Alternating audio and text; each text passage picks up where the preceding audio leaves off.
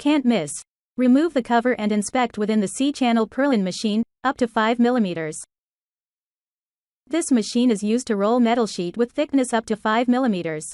Let's take off the cover and see how the fabricated parts look like.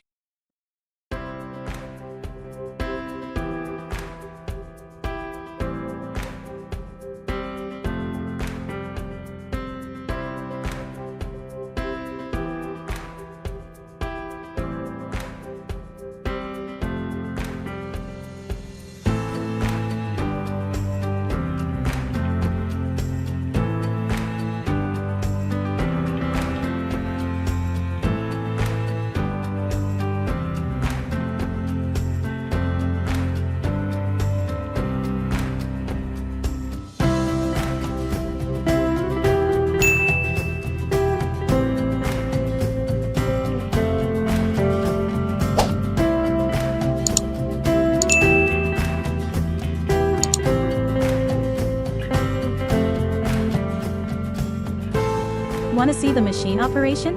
Let's check it out in the next video.